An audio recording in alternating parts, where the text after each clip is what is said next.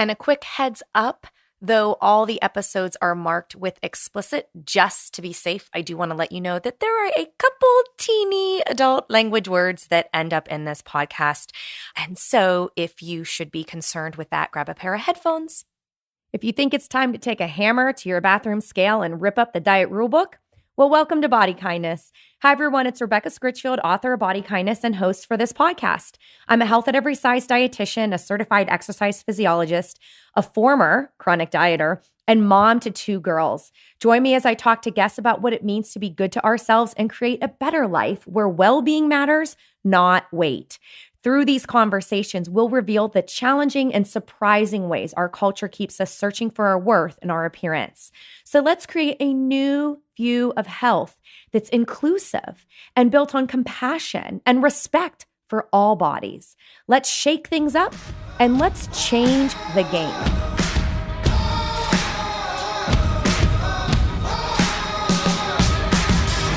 Hey listeners, would you like to help advance research on body image healing? I'm co-investigator of a new study with Dr. Jennifer Webb, director of the Integrative Positive Psychology Research Lab in Mindfulness, Body Acceptance, Culture, and Health at UNC Charlotte. And we're looking for Body Kindness readers living in the U.S. to participate in a survey. If you're a woman who's currently pregnant or with at least 1 child under 5, and you are reading or have recently read Body Kindness, we would love to hear from you. Visit bodykindnessbook.com/research to learn more.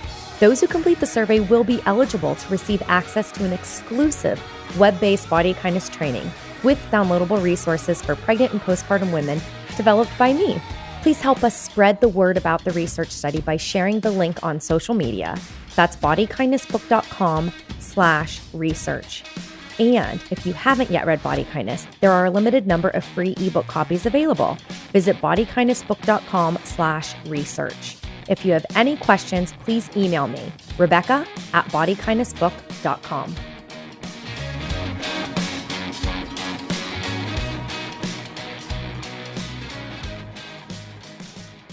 Experiencing the grief is really necessary because we have all spent decades of our lives being lied to about what our relationship with our own bodies and sexualities should be. It is normal to feel grief about the missed opportunities. It is normal to feel rage about the way your body has been policed and you have been denied access to your own capacity for pleasure.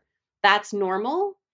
And when you've gone through the tunnel of the rage and the grief, at the end of it is the light. That's what happens when you go all the way through the tunnel, where you can access the pleasure that happens inside your body, that is your birthright, that you were born with a right to. That was Emily Nagoski. She's the New York Times bestselling author of Come As You Are, the surprising new science that will transform your sex life. She's a PhD in health behavior with a doctoral concentration in human sexuality from Indiana University and a master's degree in counseling.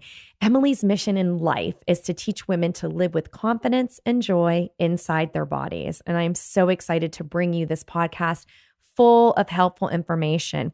Here's a stat you may not know. Only 30% of women have orgasms with intercourse. And well, if you listen to my sex series, you will know that I shared some of my past experiences. Well, on this episode, I really cannot believe that I share some of the things I'm sharing. But honestly, I'm doing it for myself and as part of learning and growing. I'm also doing it for you. Whoever you are not alone. I get the most emails about any conversation I've had around sex and health. Things like, am I doing this right? I can't get pleasure. What's wrong with me? So in this episode, we talk about some of those things. We talk about intimacy without performance pleasure. And we get into how our sexual well-being is a byproduct of our overall well-being, which is something that really resonated with me. And I could see those connections become more clear. We even talk about axillary intercourse. And if you're wondering what that's about, you're going to find out in this episode. A couple of updates for you before I kick it over to our conversation. Be sure to check out Emily's April 2018 TED Talk on arousal non-concordance. It's been downloaded over 1 million times and counting, and I've got the link for you in the show notes. Also, she mentions her next book called Burnout, The Science of Thriving in a Stressful Sexist World. That book is available for pre-order now. I'll include the link in the show notes, and you can expect that from her in March 2019. Also, next year, she will be releasing a workbook companion for Come As You Are that is going to have dozens of worksheets and exercises that will help you apply all the science of Come As You Are into your actual lives. So here's your little checklist. You're going to listen to this podcast. You're going to listen to Come As You Are. You're going to implement that. You're going to update me and let me know how it's going. You're going to give me feedback on future podcasts on this topic.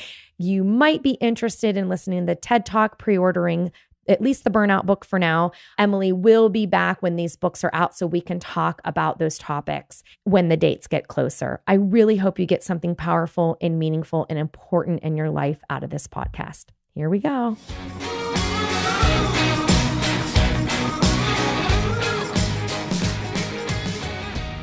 Hey, Emily, thank you so much for joining me. Welcome to Body Kindness. Thank you so much. It's a pleasure to talk to you.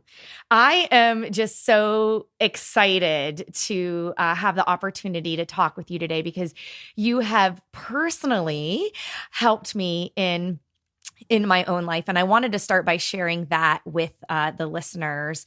So the first time I came to know you was through an article that you wrote in the New York Times in February 2015. And it was Nothing is Wrong with Your Sex Drive.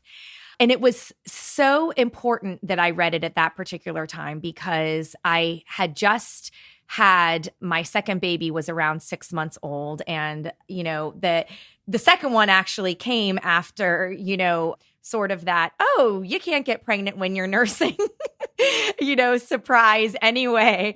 So now I've got like 2 kids, 19 months apart, sex the furthest thing from my mind. And in a lot of ways, just feeling a bit broken, challenging what's wrong with me. I mean, and then of course, catastrophizing, like, you're going to end up divorced and all these bad things. And just already at a time in my life where I was experiencing a lot of, shame and blame, and you're not doing this right, just to add a lack of sex drive and interest and not feeling sexy, all that stuff on top of it. It was really like weighing on my mind, and I was keeping it inside until I read your article, and that gave me some sense of hope. And I couldn't wait until your book Come As You Are was available. So I ordered that right away. And I have to tell you, that book is just life-changing to me. And I hope you've gotten a lot of other stories from people as it's come out, because it truly, I just want every listener to go out and buy it. It's so funny. You will laugh your butt off. Like, just when you talk about the clitoris and like 2 turntables and a microphone, it's where it's at. Where it's at. It's like you will laugh out loud and still be educated, and you'll still get helped, through the power of story. And there's so many good elements that I do want to spend some time talking about. But it's like personally for me, it came at the right time in my life and actually opened my eyes to the fact that I had been making a lot of assumptions about what my role was as a partner and as a woman who's allowed to receive pleasure, that it was just until then I was like following the rules of as long as he's happy, that's all that matters. And, I ended up revealing on my previous podcast, but I actually spent most of my life just faking orgasms, thinking that I was broken. And after reading your book, the way that it focused on communication was really important to me. And I said, screw this. And by the way, I was writing Body Kindness at the time, and everyone was telling me, you got to write about sex. And I'm like, oh my God, I cannot. I don't even know what to say. And I assume there's a connection, but I have no clue what to say. But your book gave me the guts to look up some more like sexual health education. And I ended up finding some sex educators that were part of a store in the DC area where I live. And it was on sex and communication. And, I just kind of like swallowed this lump in my throat, asked my husband to go. He said, sure. And we left with lube and vibrators and just like all these tools to just like, okay, let's talk about this. Nobody's broken, and let's learn and grow together. But none of that would have happened if you didn't write your book. So I just have to say thank you so much for helping me truly have a better life and just practice so much more self-compassion when it comes to sexual health and kind of permission to seek pleasure through my body. Mm-hmm. So I just want to say thank you so much. And I think that's exactly why I wrote it. That I could not ask for a better, like, what was my goal in writing the book was for people to have that experience. Yeah. Well, and so you're a professor, right? So let's kind of fill people in a little bit more on like what you're currently doing, because I think that will help them understand like why you felt the need to write the book. And by the way, it was a bestseller. So that's huge. I mean, clearly the world needed this book, but let's kind of get to know you a little bit better. Sure. So I started out as a big giant nerd in college. My first semester in college, I knew I was going to go to grad school. I had no idea for what. And so a guy living on my floor said, "Hey, come be a peer health educator with me." And I was like, "I like health, sure." So I went, I got interviewed, I got accepted, and I got trained to go into residence halls to talk about condoms, contraception, and consent. And even though my degree is in psychology with minors in cognitive science and philosophy, I was like I love the nerd brain science stuff, and that shows up in the book, as I'm sure you know. Oh yeah. But in a digestible way, though. I can really appreciate what people will say about body kindness. It's like, I can tell it's science-based, but it's also conversation. And right. Your writing style was a muse for me. It's just like, this has evidence, but we can use it in a way that's helpful, not make you feel lost. Yeah. I don't need to talk to you about statistics and brain anatomy. Like, people don't need that stuff in order to understand how to make their sex lives better. Right. But I love the nerd stuff. But the work I was doing as a peer sex educator, I could see it changing people's lives as I was speaking. And that made me like who I am as a person in a way that the academic stuff just never could. So that's the path I chose.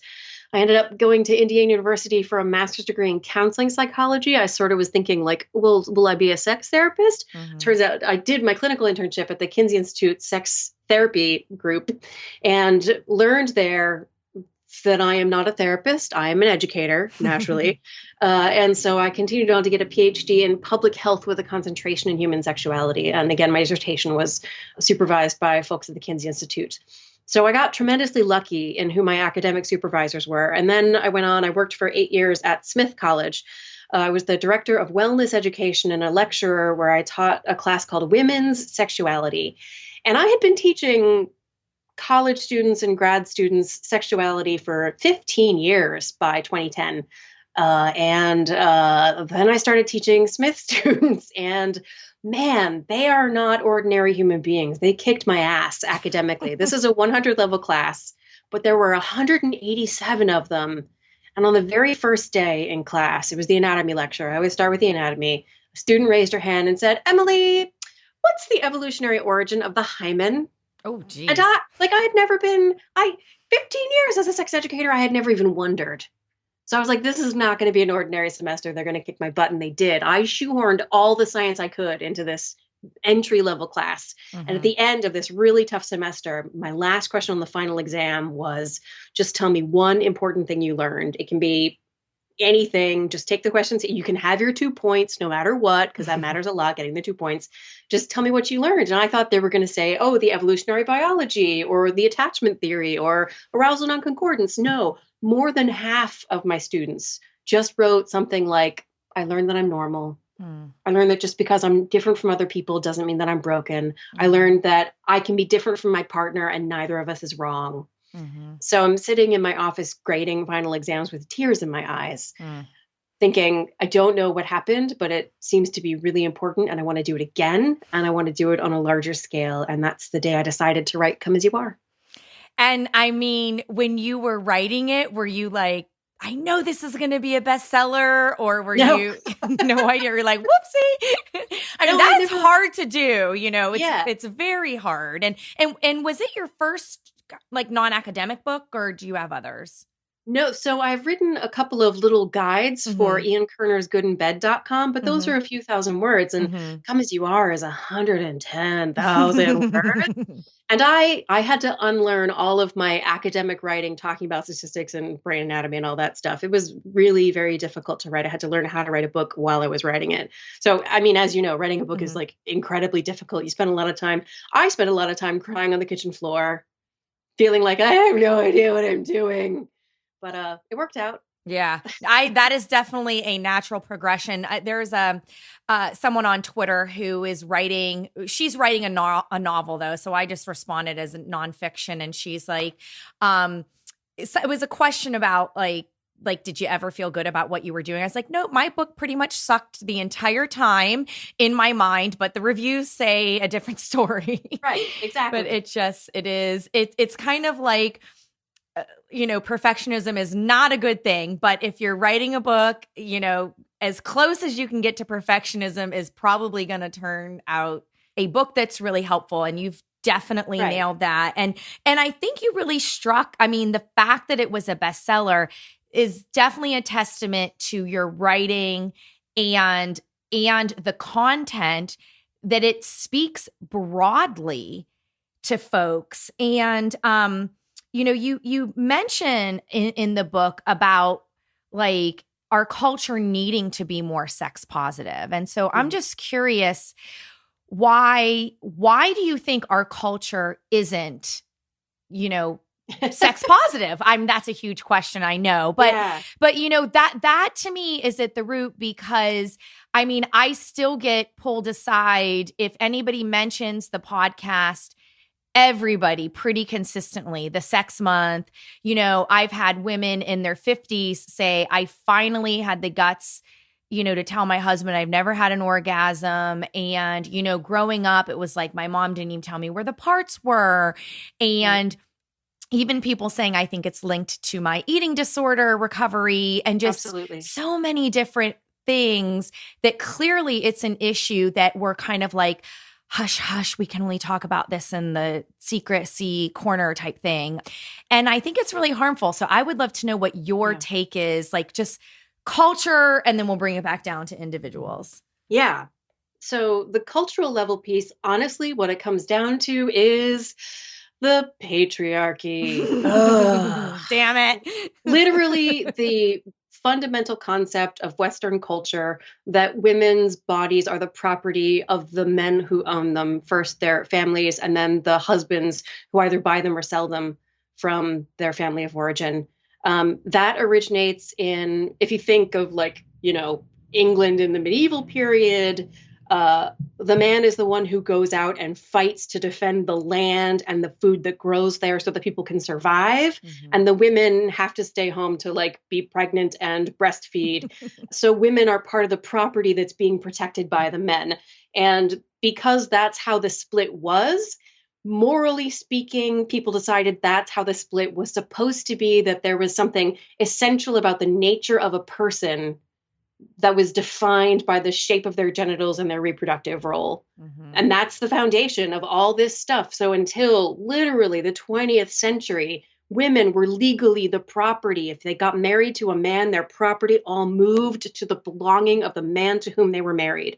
Literally property. A woman can get her own credit card until the 1970s, right? Like this is a very literal concept that a woman's, and her sexuality was incredibly powerful and incredibly dangerous and risky, because if a guy is going out and risking his life to defend his land and his chattel, who knows what his wife could be doing while he's gone, who she could be having sex with. And because he never has 100% certainty about paternity, because if a baby comes out of your vagina, that's your baby, for sure, right? Men never have that sort of certainty about their paternity. And so they have to gatekeep their partner's sexuality in really vicious ways. So it used to be, before about 1800, the stereotype in the English-speaking world was that women's sexuality was voracious, was that their drive for sex was much more powerful than men's, and they had to be kept on a leash in order to be controlled. Then women's voices began to be heard, and some moralizing came on top of women's own voices, and that changed into a split. There are two types of women. There are ladies who have zero sexual desire. They have zero interest in sex. They have no interest, no sexual thoughts, nothing of any kind. They're just mothers and want to take care of people. And then there are lower class women with who have voracious sexual interest, and you can do anything you want to them.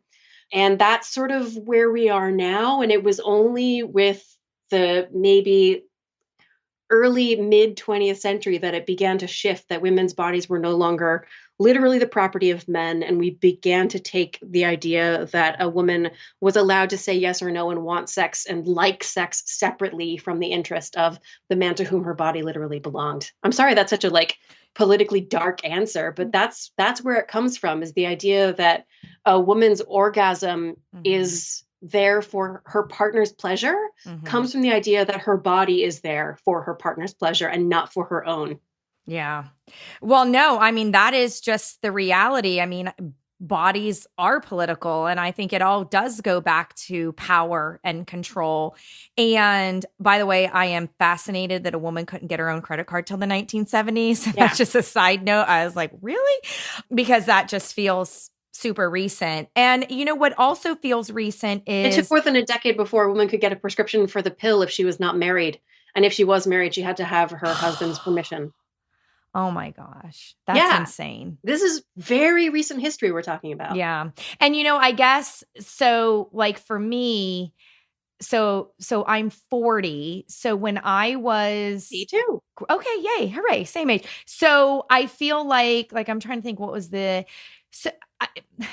my thing was growing up in my friend circle, it was nobody talked about sex. I was studying. I didn't know all my friends were having sex in high school, and they were. I was like, wait a minute, there was just no conversation. And if any conversation about masturbation came up, it was about being gross and dirty. So Absolutely. I was not about to even try to be interested in that, because, that was so the focus was, can I even get a guy to think I'm cute and pay attention to me? It had never had anything to do with the fact that I might have desires or needs, or that my body could do this amazing thing. And or experience pleasure, right? Yeah. Yeah. And what is interesting is it sounds like it's not that uncommon. In your book, you talked about one of your students' mom said couldn't find her clitoris, basically. Yeah. And so she looked at your slides from class. Yeah, that literally happened. A student who told me that she shared the slides. So in my PowerPoint slides for my anatomy lecture, I have photographs of a wide variety of genitals. And when she was talking to her mother, my student was talking to her mother about this lecture, her mom said, I don't know where the clitoris is. And her mom was in her 50s. So my friend my student sent her the slides so that she could learn where the clitoris was. Yeah. I mean, because if you don't know that, it just is, a downfall from there. I mean, of course, you're not having orgasms. How can a person get to be in her 50s, give birth to children, raise children, including girls, to be, my student was taking my sexuality class. She was clearly had access to wanting information about sexuality. And yet her mom, they had never had this conversation, but how brave, how amazing that the mom could say that to her, and they could share this resource. Talk about it. That's what I was thinking when I was thinking about us talking. I always think, okay, what are a few things I know I want to get out? And that's one of them, that for listeners, no matter what is happening, right? It's this idea that it's never too late to learn anything or to start anywhere. Be sad maybe of missed opportunities and missed time. I'm sad for things that I've missed out on, but I also feel that you can feel that emotion and still look forward. So is that experiencing the grief is really necessary, because we have all spent decades of our lives being lied to about what our relationship with our own bodies and sexualities should be. It is normal to feel grief about the missed opportunities. It is normal to feel rage about the way your body has been policed and you have been denied access to your own capacity for pleasure. That's normal. And when you've gone through the tunnel of the rage and the grief, At the end of it is the light. That's what happens when you go all the way through the tunnel, where you can access the pleasure that happens inside your body, that is your birthright, that you were born with a right to. Amen. So I wanted to ask you if you could describe, you had talked about it more toward in the introduction of your book and about why you were writing it, but that one of your hopes were that readers could figure out like what it means to be a sexual being. So is that individually defined? Is there a general definition that we could kind of look toward and then figure out for ourselves what it means to us personally? It is individual and a very tremendous, it's very individual. And I think what it comes down to is it's 3 words. I made it rhyme and everything, so it'd be easy to remember. And that is pleasure is the measure. Pleasure is the measure of sexual well-being. It is not what kind of sex you have or how often you have it or who you have it with or where or what position or any of those things. What matters is whether you like the sex you are having. If you are having fun, if you like it, then you are doing it right. Whatever else is true about it, there's a sex therapist named Peggy Kleinplatz. The way she puts it is, what kind of sex is worth wanting? Ooh, that's good. So if you are enjoying what you're doing, then you're doing it right. Now, it also turns out that pleasure is more complex than we're typically taught. The standard party line for sex educators like me is make sure you communicate clearly with your partner about what you want and like. And I can't tell you how many times someone has come up to me and said, but how do I know what I want? How do I know what I like? Not just how do I say it to my partner, but how do I even know? Right. How can I tell that I want or like what's happening?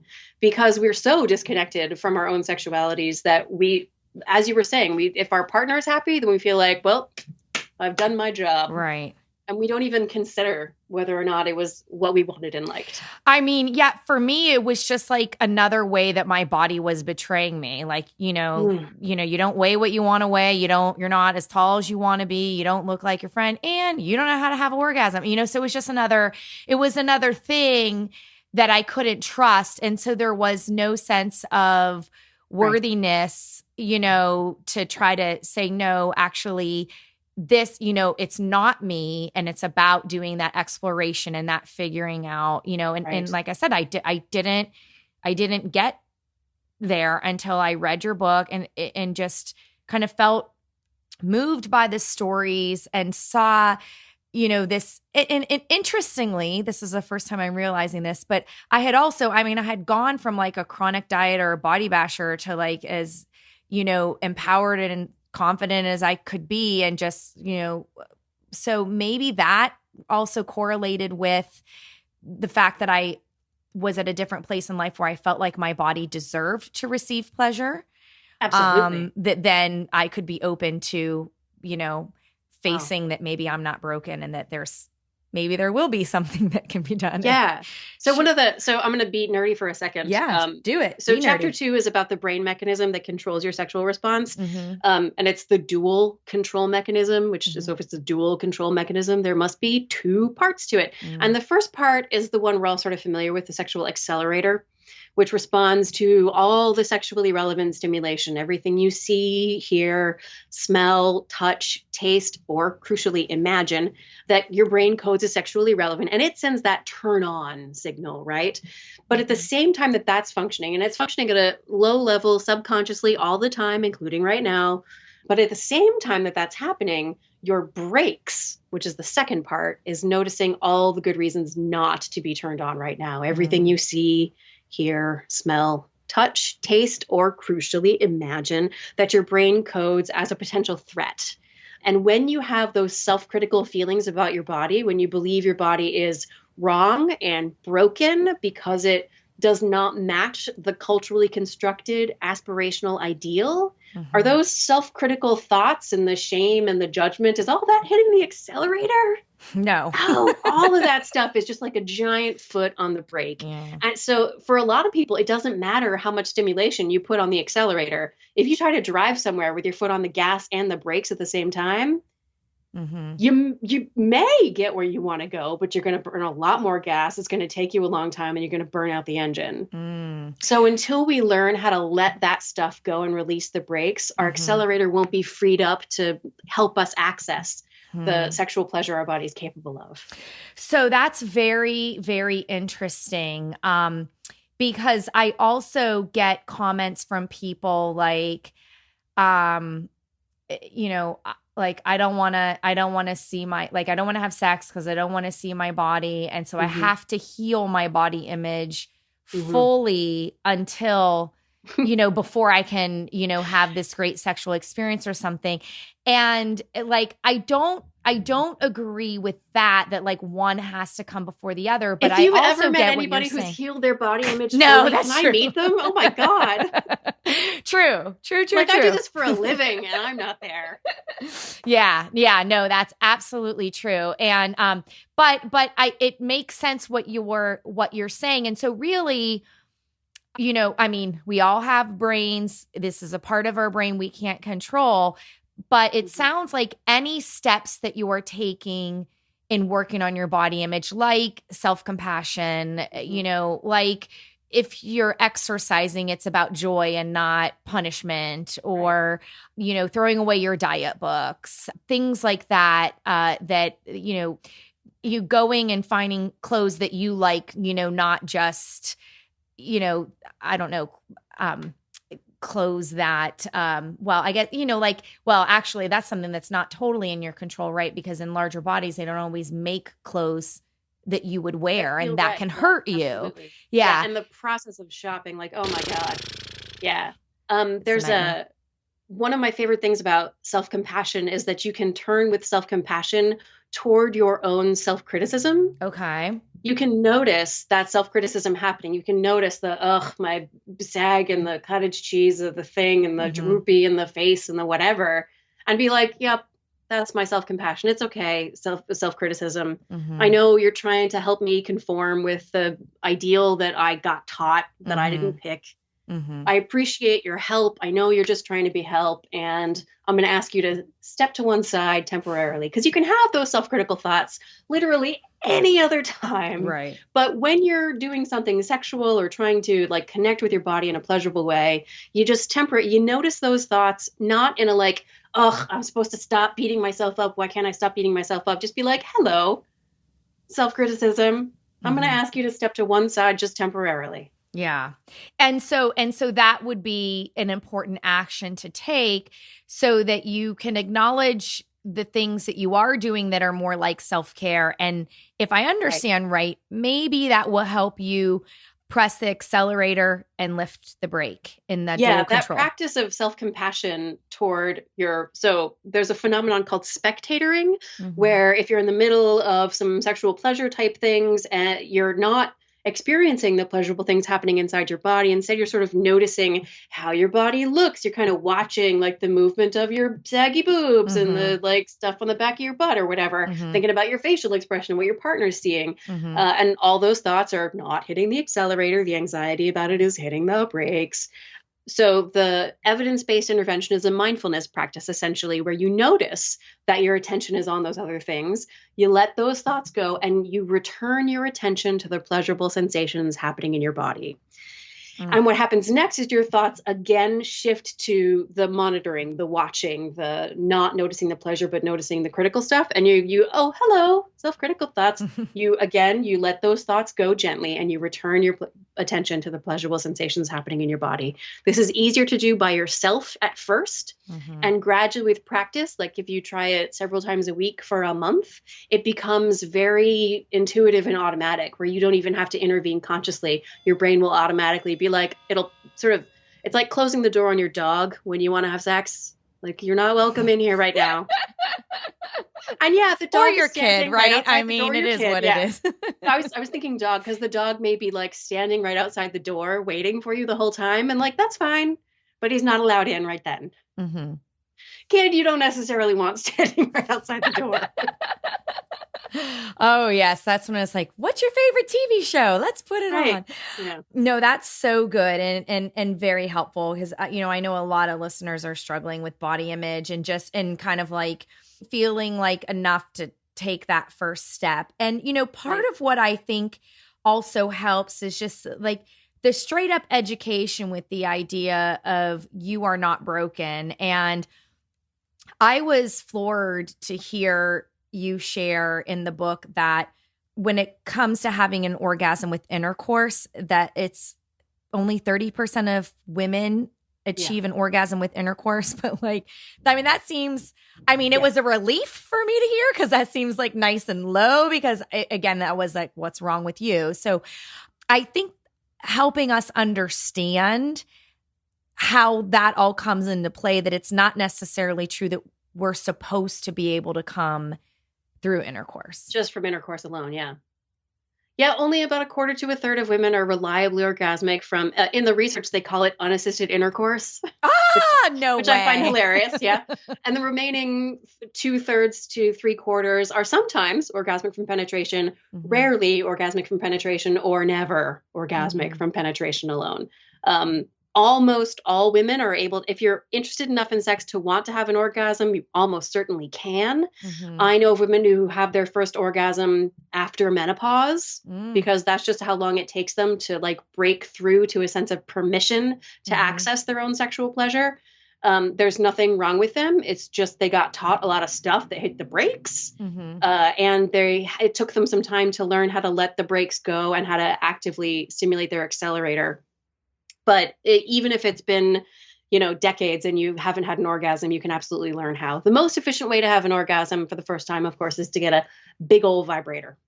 Yes. That's what did it for me. And then actually that opened a whole other, so we got the vibrator together and then I proceeded to sheepishly just hide it in the drawer and just bring out the lube. Like, again, I think it was just a shame thing. Like, again, something's wrong with you if you need this tool.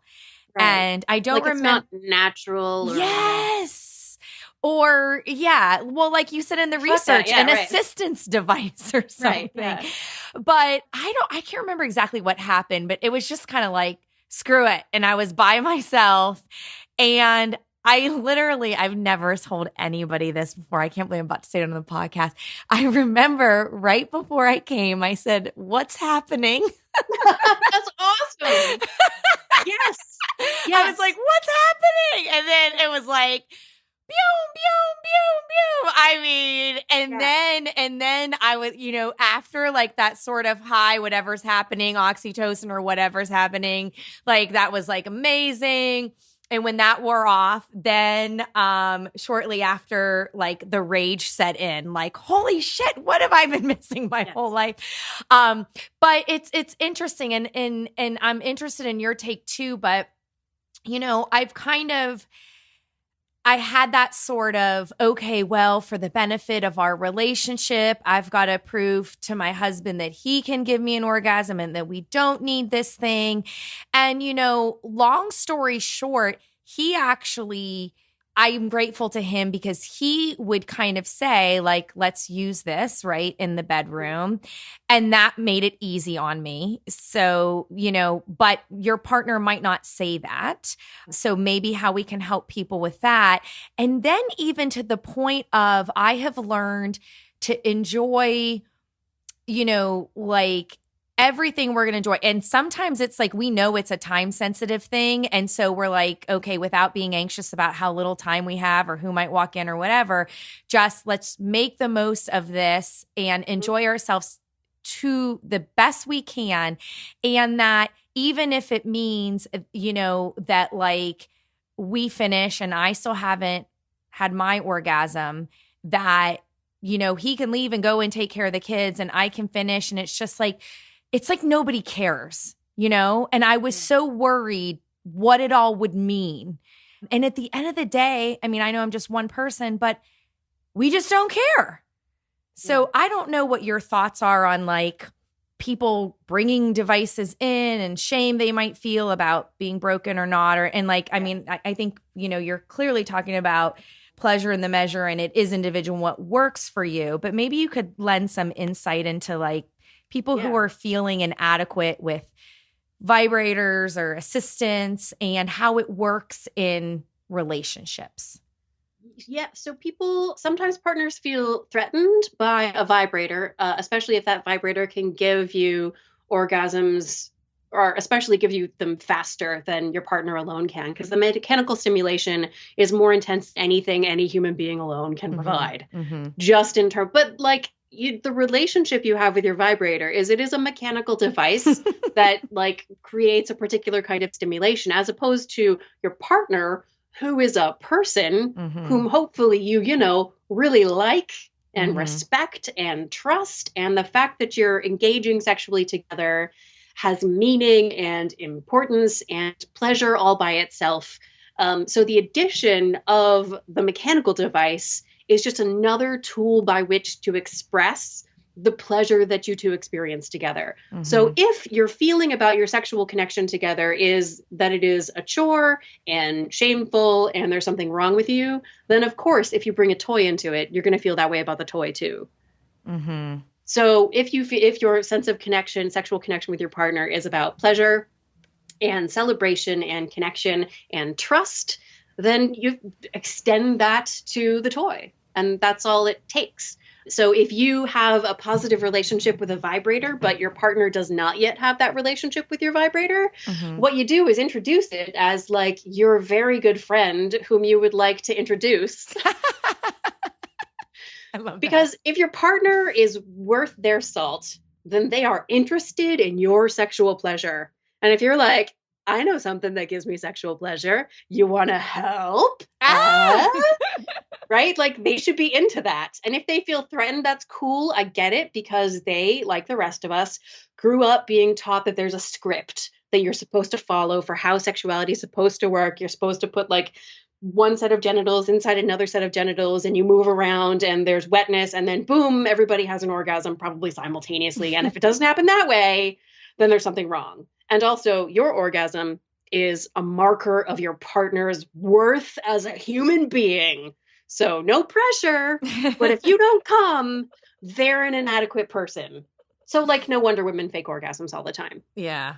Because they so feel like pressure. their partner's worth is tied to it, as well as their own. Yeah. But if you say, I have this toy, it does good things for me, you do good things for me, how about we all do good things together? And introduce it in a way that's playful and you're like inviting them to expand your sexual connection together. It will help them to break down that script of like, there's not a right or wrong. Here's the thing. Two people, any number of people really, who are all like consenting adults, you're allowed to do anything you want to each other. You want to fuck your partner's armpit? You can fuck your partner's armpit. There's a term for it. It's called axillary intercourse. If there's a word, people like it when there's a word for a thing. You're allowed to do. There is no script that you're required to follow. There is no should of what you're supposed to do. There is worry about like, am I doing this right? Am I meeting my partner's expectations? And the more you can break free of the expectations and the sense that you don't have permission to explore the pleasure that your body is capable of, the more you can break out of that stuff and just like roll around like puppies with your partner, the more pleasure you'll experience, because it's not about doing it in a particular way. It's about whether or not you like what you were doing. There's this really silly but helpful metaphor that a sex therapist named Christina Hyde in New Jersey uses. She tells her clients, if your best friend invites you to a party, you say yes, because it's your best friend and a party. But then as the date approaches, you start thinking, man, we got to find childcare. There's going to be all this traffic. Do I really want to put on pants on a Friday? But you know what? You go to the party. And then what happens? It ends up being more fun than you thought. Yeah, most of the time you have a good time at the party. If you are having fun at the party, you are doing it right. That is such a great metaphor. There is no amount of wanting to go to the party that will make that party worth going to. And if it's not the kind of party you like going to, that's not your fault. That's the party's fault. So let's change the party. Like, what kind of party is worth going to? Let you and your partner sit and talk about like what's fun, especially if you can think together about like what's a time we had sex that was really, really good. I have worksheets and stuff for this in the book. You think about, this is considering context. So what is it about that particular great sexual experience we had that made it so great? So that you're going to be looking at the emotional connection that you have with your partner on that day, especially your level of trust. And like, did you just like overcome something together? Was it a marker of an anniversary? Were you on vacation, or were you very stressed out? What did they smell like? How did you feel emotionally and physically? How did they feel emotionally and physically? What was the setting? Public, private? Was it, in the back of a car? Where was it? So you think about like, what was it about that situation that made that sex really good? Because it's not about what you do. It's about how you feel about what you do. And remember the tickling metaphor? Mm-hmm. So if you're in a fun, 30, sexy, playful state of mind and you're certain someone tickles you, even if tickling is not your favorite, like you can imagine a situation where it could potentially be fun and playful and lead to other things. But if your exact same certain special someone tickles you when you're pissed off at them, you want to punch them in the face. Yes, I've been there. Right? It's exactly the same sensation, but because the context is different, your state of mind is different, how your brain interprets that sensation is going to be totally different. So it's the context that matters. So when people's sexual desire and pleasure changes over the course of a relationship, they think it's like you had 2 kids real fast and your sexual desire is like on the floor. It's not that you're broken. It's that you're existing in a context that makes it almost impossible for your accelerator to let go because you're just exhausted and being pawed by children all the time. You're stuck in mommy mode, and mommy mode is the opposite of sexy lady mode. Yes. I mean, I was still wearing ice diapers. There was not a lot of good things going on down there. That's not hot, right? So when people get in that place, they start to criticize and judge and shame themselves. They think that they're broken. They don't realize that it's because it's just the situation has changed. And maybe if we change something about the situation to take control of it, we could maybe change my sexual well-being. Instead, they start blaming and shaming themselves, wondering if they're broken, if something's wrong with their partner, something's wrong with their relationship. Am I going to get a divorce? Exactly what you were saying. They catastrophize to like, we're never going to have sex ever again. And hey, is all that stuff hitting the accelerator? It's totally hitting the brake. Like it makes it almost impossible to get any access to any kind of pleasure, sexual or otherwise. So if people are feeling themselves like, I'm totally in that place where I don't even know what the first step is. The first step is to experience any sort of pleasure with your partner. It doesn't even have to be physical touch. Mm-hmm. But if you can begin to play together, that's the beginning. Like you open up the door to other kinds of intimacy if you begin with no strings attached, pleasure, play, non-erotic, just like pleasure. And before you can get there, sometimes just to normalize what a process this is, the first step very often is beginning to get adequate sleep. Cannot overestimate. It's a thing that comes up over and over in the book. I'm actually working on another book about overall well-being, and there's a whole chapter on rest because at least 28% of women in America are sleeping less than 5 or 6 hours a night, which is like a dangerous level of sleep deprivation. And when you're that stressed out and exhausted, your hormone levels, your stress hormone levels are elevated, which is going to hit the accelerator, which is going to reduce your access to sexual pleasure. So step number 1 is often like get another hour of sleep every night. Like that's some really key sex advice. Well, speaking of sleep, I have to ask you about sleep orgasms. Mm-hmm. So basically, I had one the other day. And it was the first time I had one. And I went to, Dr. You went from Google. being anorgasmic to having orgasms in your sleep? I was like, what the hell just happened? That's amazing. I mean, so here, it was kind of like, wait a minute, what just happened? I was like, I definitely felt pulsing down there. I was like, huh?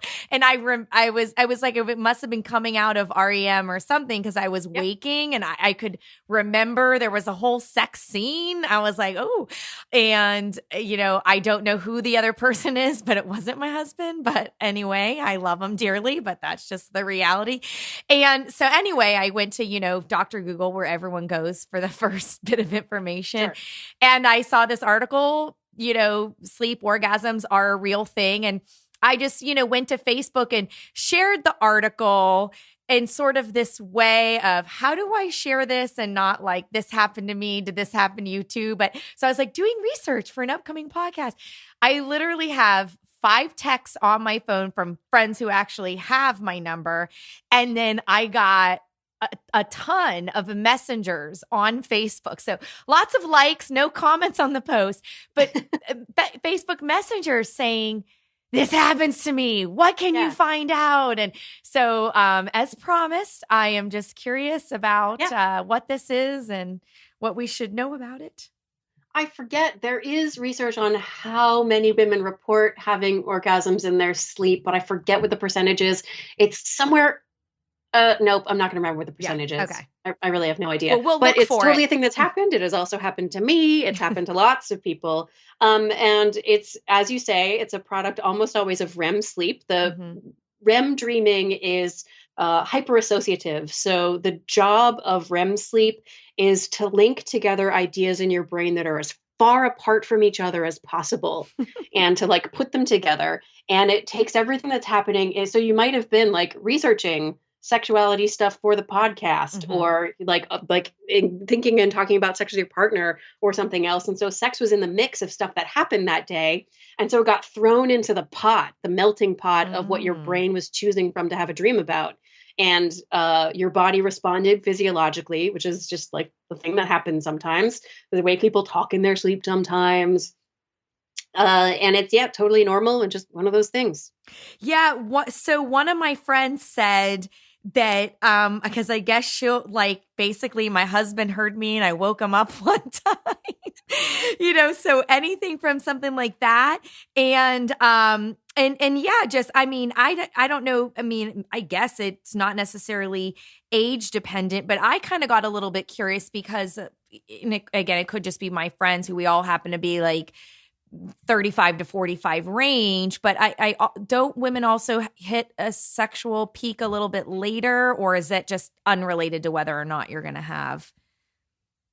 There's no clear, I know sort of like the standard narrative is that women hit a sort of like sexual peak in their 30s. Is that BS? Is that another lie? It's not hormonal. There isn't any clear evidence. Women's sexual arcs over their lifespan are hugely varied. So some people, their interest in sex sort of peaks at the same time we identify as being like the male sexual peak of sexual desire. And by the way, that peak is just defined in a very mechanical way of the length of the refractory period after ejaculation. Which has nothing to do with anything, except that that's a time in life when women's bodies are most likely to conform with the culturally constructed aspirational ideal. It's when they're falling in love hot and heavy with the person they're going to spend the rest of their life with. And then they marry that person sometime in their 20s. And it's then they start having babies and being exhausted and climbing corporate ladders, and their life begins and their bodies start to change. And so their relationship with their body changes and their relationship with their partner changes. And all that stuff begins to hit the brakes instead of hitting the accelerator. And so interest in sex dies down, not because of anything hormonal that's happened, but because of life hitting the brakes. Other people, they meet somebody later in their life or they cross menopause and suddenly they're like, oh, wait a minute. All that stuff I bought into about what my sexuality is supposed to be like, fuck all of that. None of that applies to me. I can do anything I want. And they feel released to be able to just enjoy their sexuality the way they want to. And it really explodes later in their life. So women vary tremendously. There's no hormonal predictor of how intense your sexual desire or sexual pleasure is going to be at any point in your life. Which is also good because it just, you are where you are, doesn't matter. And just as you're listening to this and thinking about what's next for you and what does it mean, I mean, I think that it's important for people to start somewhere. And I like this idea of this is about you. This is about you being worthy of receiving pleasure, no matter what you may be feeling about yourself or your body or your worthiness. And, lots of people come with a lot of different backgrounds. So I've had listeners who have said that they had past traumas related to sex, and so your healing may come about through therapy and recovery. And it might not look like somebody else's, but, inherently, none of us are broken. There's pretty powerful cultural reasons why women in particular are so disconnected with their bodies. And especially, I got to think that there's an intersection if you don't fit the cultural ideal of hot and sexy in that it makes you feel even less worthy. But that you can shift course and just take action in a direction where you start asking, well, what would bring me more pleasure? And, it could start even with some basic touch and lead all the way to orgasm, I guess. Yeah, with no pressure. When you're beginning to rebuild a connection with your own sexuality or with your partner, one of the first things to do is to take sex and orgasm off the table entirely. Otherwise, that performance anxiety starts to come in and the sort of like expectation. There is almost nothing more efficient at shutting down sexual interest than the feeling of obligation or performance pressure. Like, well, now I have to go all the way through sex, or like they're going to expect me to have an orgasm. If I don't have an orgasm, they're going to be sad, or I'm going to be disappointed in myself. And exactly the experience you had of like, what is happening to me? When you got there, it was neutral. But what if you're like getting close to orgasm and you start to worry about how out of control you feel of your body? It's like doing this thing that you can't stop. Like you're on this train and you get scared, and that's going to hit the brakes, and that can shut things down. Like your worry about orgasm is a really good way to shut down orgasm. So if you take those things, if you're just like, we're just going to explore pleasure, we're just going to see what it feels good and go from there, it frees up the brake to be able to just play. Yeah. And that sounds so, I don't know if it's simple is the right word, because it might not necessarily be easy to do. Yeah, but simple without being easy. Yeah. Yeah. It takes practice. Yeah. And I like that releasing an expectation is what's likely going to open you up to that perceiving, like this feels good, right? So it's not about the performance or, roles, but more about how does this feel? And I think that it really is. I mean, my girls I've got 2 girls. And so they at least, they're young, they're only 5, but 5 and 3.5, but they literally know vulva. They know, yes, I know.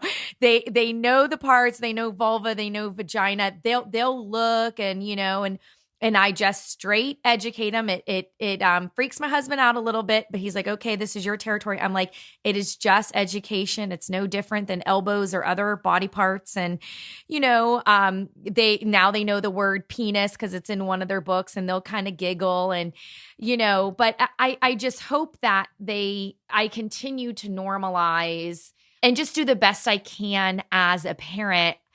I can't, I guess I have some time.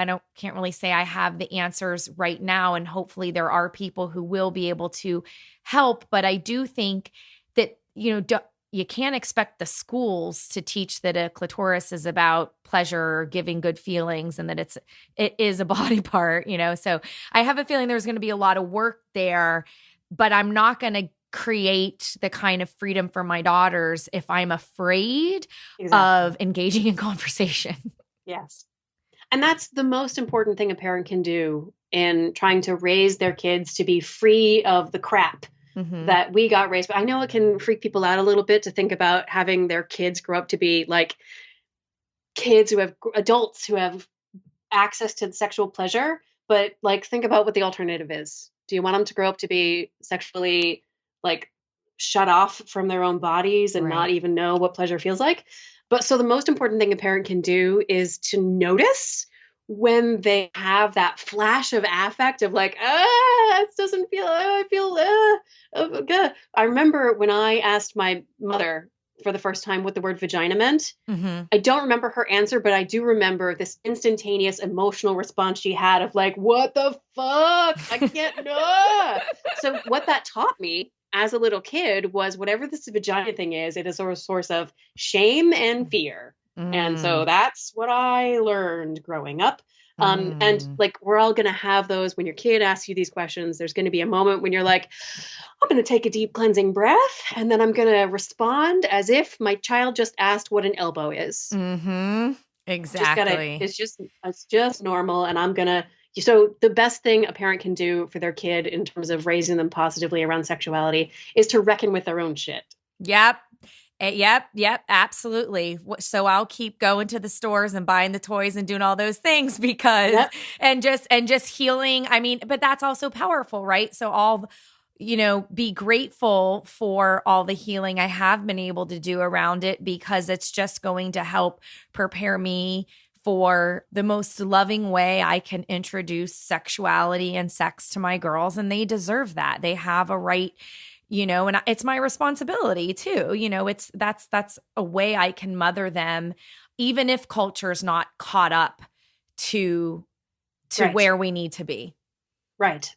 Yeah, we don't have to wait. You were talking about people saying they have to wait until they've fully overcome all their body image stuff. We don't have to wait. We don't have to wait for the culture to get better. We don't have to wait for our own brains to be perfect. All we have to do is take steps in the direction that we want the world to change in, and that will be enough to create the beginning of really big change. And it expands from you when you take the time and trouble to try and create for yourself the sexuality that you choose for yourself, not just the one that you got handed down by your culture and your family. Mm-hmm. Not only do you expand your own sexual well-being, you create a little bubble of permission for the people around you, friends and family, to begin doing the same thing for themselves. So it's not like, this is a social justice movement as far as I'm concerned. Yes. You're not just expanding your own sexual well-being. You're not just expanding the pleasure in your own sexual relationship. You're creating an environment that makes it easier for everybody else also to access their own sexual well-being and to take their pleasure seriously and not judge or shame themselves and hold everybody to the same damn standard, as if there's a standard we can be judged by. None of that matters. So yay. Yeah, that is such a great, positive, uplifting, take action place to wrap up on. And I am so grateful for you. I mean, writing the book and giving me this time today. I know it is going to be a very powerful and popular episode. And I know we're going to have a lot more orgasms after people listen. But I do want to ask also not. If people don't want to have orgasms, that's exactly. Cool too. Yes, true. It's the power of choice. That's right. Pleasure is the measure. It doesn't matter. If you want the orgasm, you like the orgasm, that's awesome. If you don't, that is also awesome. You get to choose. Sweet. I love that. But real quick, I want to talk a little bit more about what's next for you. I'm excited to hear the rumblings of another book. So what can you share, and what are you working on that you're excited about? Yeah. So, I talk a lot about context in Come As You Are, and I traveled lots of different places and talked to women about what was important for them in Come As You Are. And over, people said, okay, so all this sex science, that's really great. Thanks very much for that. But man, that chapter on stress and love and feelings, that was really important. So much so that Erica Moen, who's a cartoonist, she draws a cartoon called Oh Joy Sex Toy that I highly recommend. Okay. I love her. I'm a sex educator married to Eric Moen.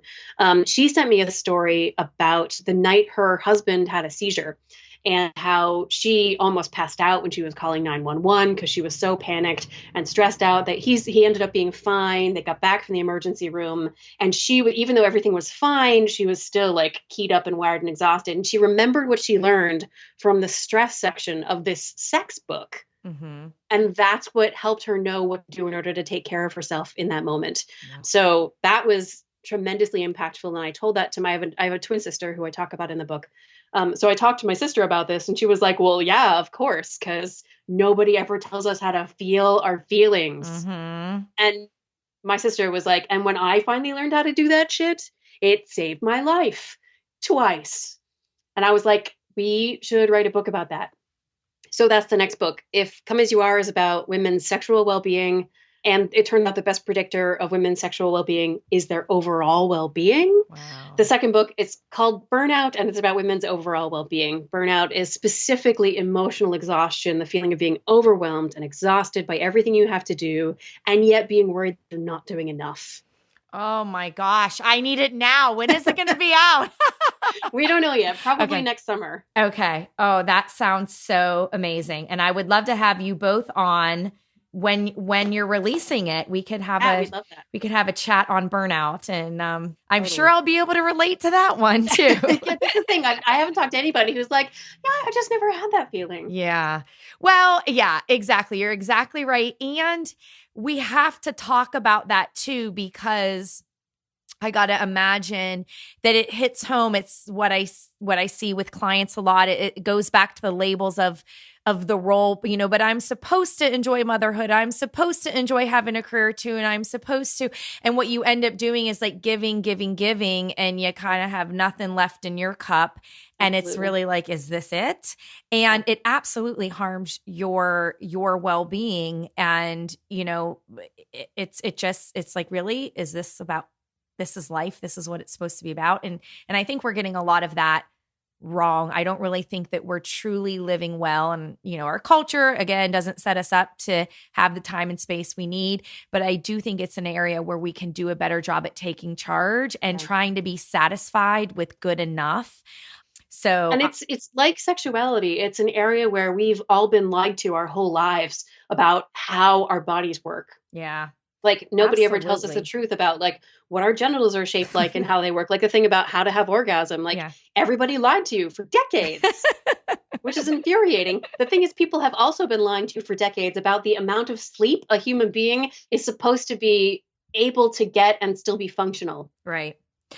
And the more we talk about these things and the more we set the boundaries around, I need my sleep, work's going to have to wait, and I need this, it's like, I think that the better we are at handling all the other things that come at us in life. And that it's not you that's wrong. It's the expectation that's wrong. And it can take a seat, that expectation. Exactly. So the goal of the book is to empower people to be like, oh no, wait, this is actually genuinely important. And yes, my boss might not appreciate that that's really important, but but I win. Yeah. When it comes to like me as a human being, the thing we bump into with the book, the moral of the story is you have to ultimately believe that you do matter as a human being alive on Earth. Which, how do you make that case? How do you convince a person, no, but we need you here. We need you here doing good things and doing the things that you love and being a person in your family and your relationships, because you by yourself are contributing something amazing and we need you here. We don't want you to like use yourself up like a travel size tube of toothpaste and then get chucked out. That's not the point of life. The point of life is to stay and connect and engage. So how do you convince a person? Yeah, well, it brings it back to humanity and that the valuing, the role human beings, like what are we doing on this planet and what are we doing in relationships and families that we, I think that we all dream that we're going to leave the world better than we inherited it.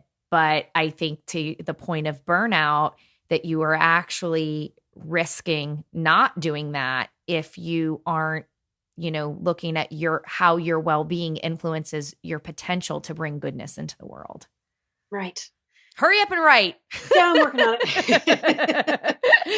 Okay. Well, how can folks stay in touch with you? Do you have a website or are you active on social, or is there any way they can kind of follow you and the latest book news and all that stuff? And they can buy Come As You Are anywhere books are sold, right? So, Come As You Are is all over the place. My website is emilynagoski.com. My Twitter is Emily Nagoski at Emily Nagoski. I've been stepping back from social media lately because it's burnout.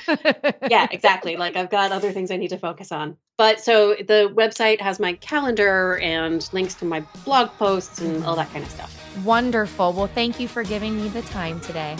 My pleasure. Thank you so much for this.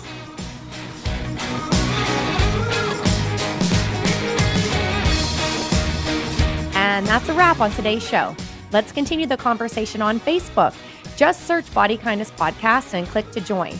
And if you can contribute to the production costs for the 2018 podcast season, visit gofundme.com/ bodyKindness. We love ratings and reviews. Please do that. And don't forget to let your friends know that Body Kindness is one of your can't miss podcasts. If you have questions, comments, or guest recommendations, shoot me an email, Rebecca@bodykindnessbook.com.